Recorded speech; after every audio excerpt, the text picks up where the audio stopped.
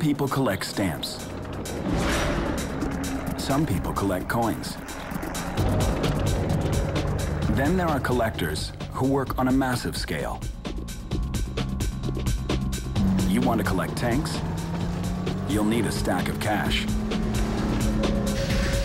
You've got to handle a blowtorch like a scalpel. And you've got to know your history down to every last nut and bolt. This is Jacques Littlefield. He's assembled one of the largest private tank collections in the world. And it's on display in Portola Valley, California.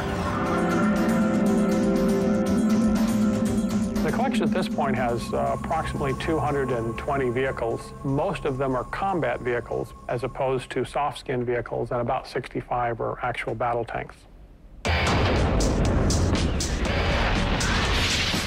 This is Kevin Wheatcroft. Stationed in Arnsby, England, Kevin has more than 230 military vehicles.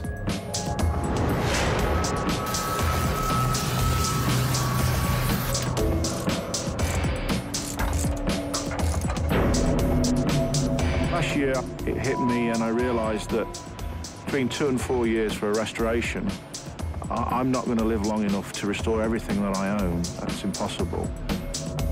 Both Kevin and Jacques are extremely wealthy. They have to be. A single restoration can cost millions. You need a fully loaded workshop and a team of experts who can create new parts, find old ones, and know how to put it all back together. For serious collectors, there's always a holy grail.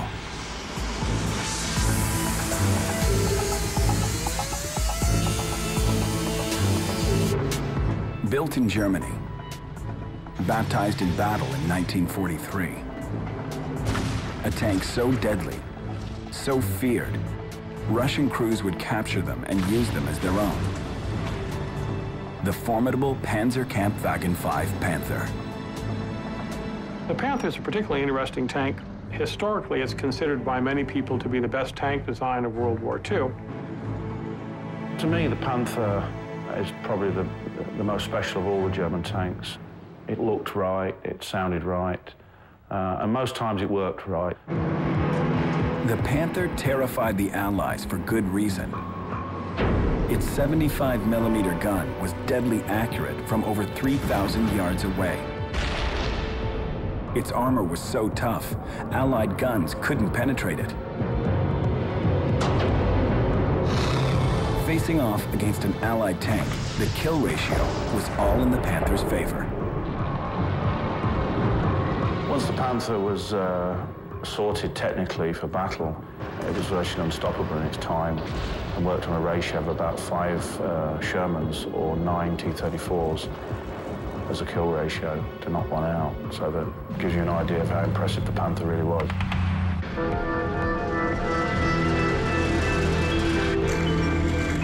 Today, a functioning Panther tank is one of the rarest machines in the world. Both Jacques and Kevin have spent years slowly bringing their Panthers back to life. The Panther Owners Club is a very, very unique club. There's only 4 or 5 of us in the world.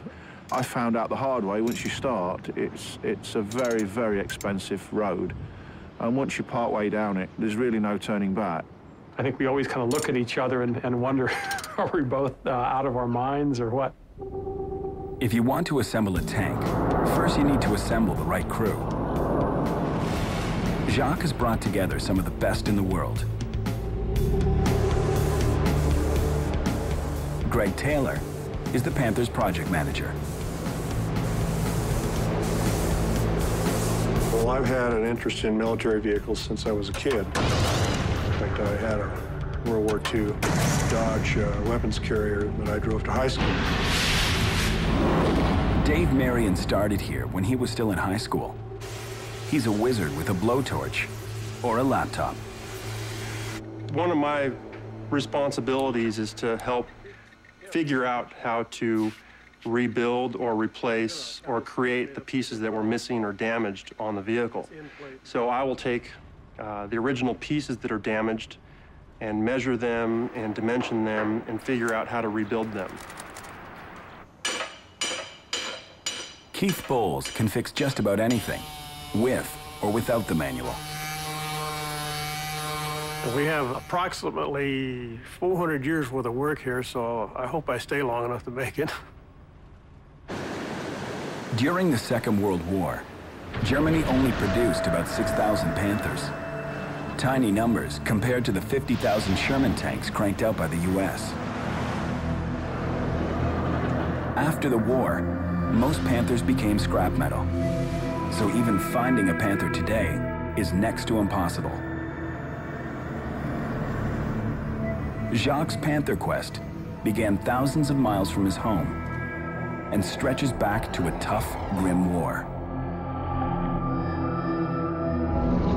Poland, January 1945. German and Soviet forces were locked in a death struggle.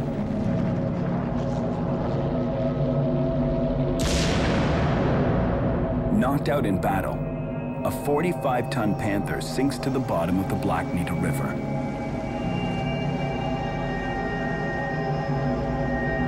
The sunken treasure remains there for over 40 years, waiting for a second chance. And this Panther is lucky enough to get it. I bought it from a German collector, and he'd had it for about 10 years. He'd purchased it from a fellow in Poland who'd actually pulled it out of the river. The hull was reasonably intact, although destroyed in a number of places, but the turret had been completely blown apart. When the Panther was first delivered, it was about the sorriest condition of any vehicle we'd ever had delivered here. I thought it was unrestorable, and if we did restore it, it'd take at least 10 years. Everything that you looked at was either cracked, rusted really heavily, all the hydraulic tubing was bent and rusted and damaged. When you're rebuilding a 45-ton tank, you're going to need some heavy-duty help. You'll notice in the shop we have a 15-ton overhead crane, and we have hydraulic cylinders that go up to 50, 60, and 100 tons to pull things apart. So a lot of time and effort goes into figuring out how to remove the piece, how to restore the piece without damaging the piece of equipment or us.